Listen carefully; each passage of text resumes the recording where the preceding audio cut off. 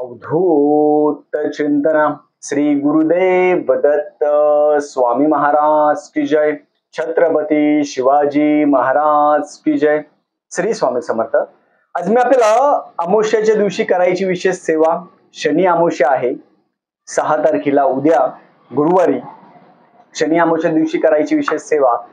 हिरण्यदान कसं करावं आणि अमावस्याच्या दिवशी प्रदोष काळी आपण कोणत्या ठिकाणी जर दिवा लावला आपल्या पितरांना सद्गती लाभत असते, त्याच्याबद्दल मी आज पूर्ण माहिती सांगणार आहे.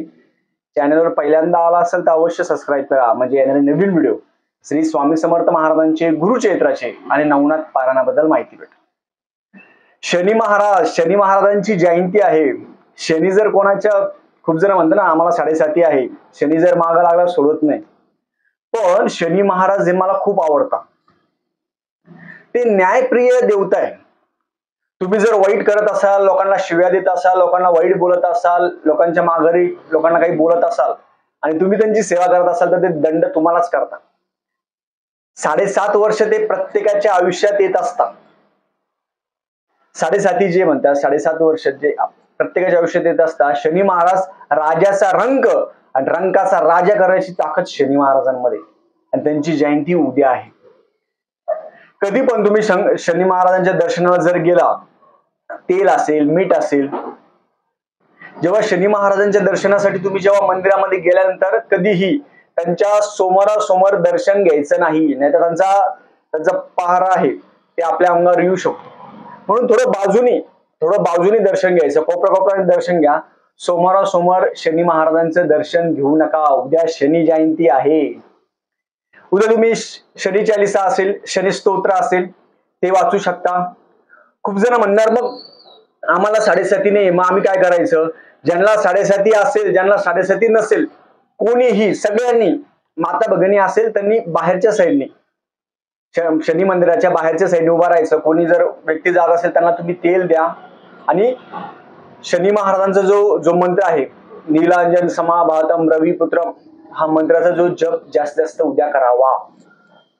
खूप प्रसन्न वाटतं आणि मला खूप वैयक्तिक, मला शनी महाराज खूप आवडतात. न्यायप्रिय देवता आहे आणि ते सगळ्यांशी सारखं वागतात. म्हणून उद्या शनी जयंती आहे, सगळ्यांनी अवश्य करायचं. उद्या अमावस्या आहे. अमावस्याच्या दिवशी परान्न खायचं नाही, कोणाच्याच घरचं खायचं नाही, पाणी पण कोणाचं घ्यायचं नाही, बाहेरचं कोणाचं खायचं नाही. अमावस्या दिवशी काळे कपडे घालायचे नाही. आपल्या घरामध्ये सगळ्यात पहिले तुम्ही उद्या सकाळी आंघोळ करताना गोमित्र घ्यायचं. प्रत्येकाने खडे मीठ, गोमित्र आणि हळद प्रत्येकाने घ्यायचं. दर अमावस्याला घ्यायचं.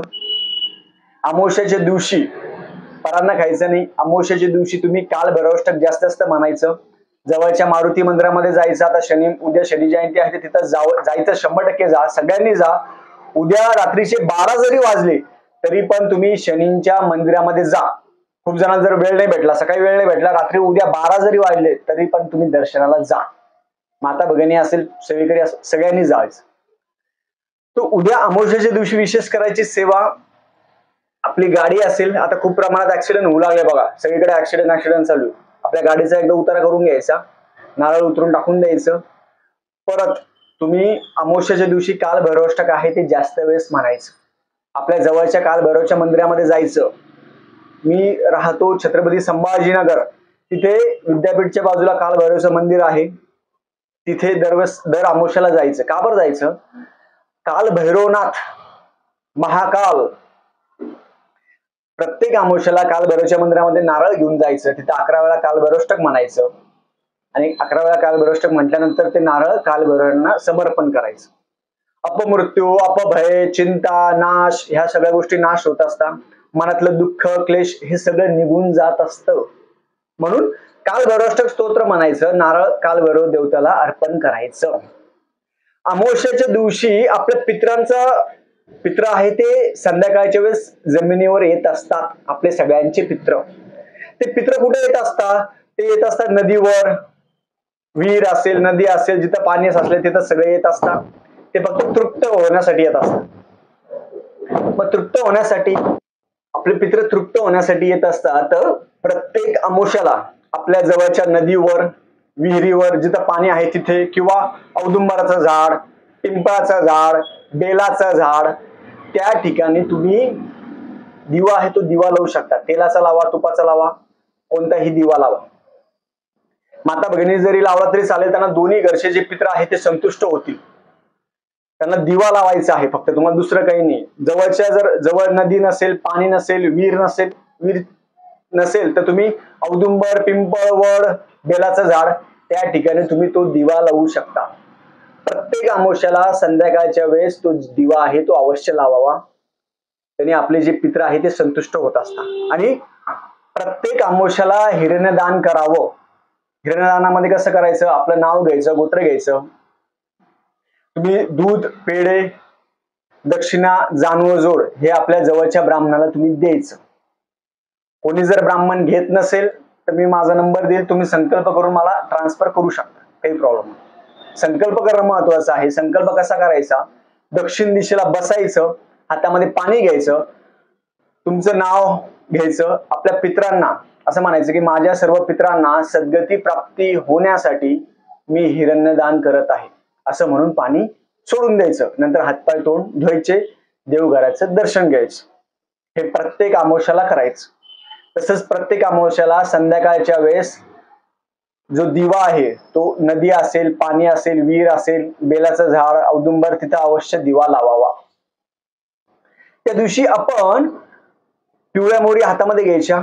पिवळ्या मोहरी हातामध्ये घ्या. त्याच्यामध्ये पिवळ्या मोहरी घेतल्यानंतर कालभैरवाष्टक म्हणा आणि त्या पिवळ्या मोहरी आहे त्या घरामध्ये सगळीकडे टाका. आपली जमीन असेल, घर असेल, बिझनेस असेल त्या ठिकाणी सगळीकडे टाकायचं. जास्तीत जास्त उद्या शनींचा जो मंत्र आहे तो मंत्राचा जप जास्तीत जास्त करावा. कारण की शनी महाराजांना नामस्मरण खूप आवडतं. प्रत्येकाला नामस्मरण आवडत असतं आणि त्यांची जयंती आहे. म्हणून जयंतीच्या दिवशी त्यांना काहीच मागायचं नाही. त्यांना फक्त म्हणायचं की तुमचा आशीर्वाद आहे तो असाच राहू द्या. कारण की शनी महाराजांची शनी महाराजांची नजर त्यांच्यावर पडली. रंकाचा राजा आणि राजा करायची धमक हे फक्त शनी महाराज आहे. आपण म्हणतो ना, अरे हा साधा माणूस होता, हा कस काय एवढा मोठा झाला, ही शनी महाराजांची लीला आहे. म्हणून शनी महाराजांना उद्या अवश्य मंदिरामध्ये जायचं, दर्शन करा, मंत्र म्हणा, मन स्थिर ठेवा. काही मागण्यासाठी जाऊ नका. त्या मंत्रामध्ये पण खूप ताकद आहे आणि एक आवड निर्माण होती. बघा, शनी महाराजांचं जे चरित्र आहे त्याच्यामध्ये त्यांनी स्वतःच्या वडिलाला नाही सोडलं, कोणालाच नाही सोडलं. ते त्यांचं जे न्यायप्रिय देवता आहे आणि ते हळूहळू कार्य करतात. आणि शनी महाराजांचं जे आहे ते म्हटलेलं आहे, शनी महाराज म्हटले, जे हनुमंतरायाची सेवा करत असेल, जे मारुतीरायाची सेवा करत असेल त्यांना मी त्रास देणार नाही. जे पतिव्रता असेल, जे तुळशी जप करत असेल, जे गुरुभक्ती करत असेल, जे गुरुचरित्र पारायण करत असेल त्यांना मी त्रास देणार नाही. पण त्याचा अर्थ असा नाहीये तुम्ही मारुतीरायांची सेवा करा आणि लोकांना त्रास द्या, तसं नाही. तुम्हाला त्रास भेटणारच आहे. दंड हा प्रत्येकाला भेटत असतो. म्हणून सगळ्यांना कळकळीची विनंती आहे की प्रत्येकाने उद्या शनी महाराजांचं नामस्मरण करा. शनीचे स्तोत्र जास्त वेळेस वाचा. मनामध्ये किंतु परंतु आणू नका. मन स्थिर ठेवा आणि घाबरायचं अजिबात नाही. दर अमावस्याला खूप जण घाबरतात. तुमच्या घाबरण्यासाठी सगळ्यात उपाय म्हणजे आंघोळीच्या पाण्यामध्ये हळद, गोमूत्र हे टाकायचं आणि खडे मीठ टाकायचं. आंघोळ करा, तुम्हाला फ्रेश वाटेल, एकदम फ्रेश वाटेल. मनामध्ये किंतु परंतु आणायचं नाही. बाहेरचं कोणाचं खायचं नाही अमावस्या दिवशी. आणि जवळच्या कालभैरवाच्या मंदिरामध्ये जायचं, मारुती मंदिरामध्ये जायचं. घरामध्ये रामरक्षा स्तोत्र, कालभैरवाष्टक ही सेवा घरामध्ये करायची. अमावस्याच्या दिवशी मन उदास असतं, मनामध्ये असं वेगळं वातावरण असतं अमावस्या दिवशी. तर अमावस्या आज रात्री लागणार आहे, तर उद्याचीच अमावस्या दिवसभरची आहे. शनी अमावस्या उद्याची आहे. तर उद्या घरी कोणती सेवा करायची, रामरक्षा स्तोत्र म्हणा 3 वेळा, कालभैरवाष्टक म्हणा 11 वेळा, घरी वल्गा सुक्त म्हणू शकता आणि शनींचा जो मंत्र आहे तो म्हणू शकता. शनींचा फोटो असेल, हे असेल घरामध्ये ठेवायचं नाही. मारुतीरायांचा फोटो हे असेल घरामध्ये ठेवायचं नाही. फक्त तुम्ही मंदिरामध्ये जाऊन नामस्मरण आहे ते नामस्मरण तुम्ही करू शकता. झालेली सेवा मी महाराजांच्या रुजू करतो. श्री स्वामी समर्थ.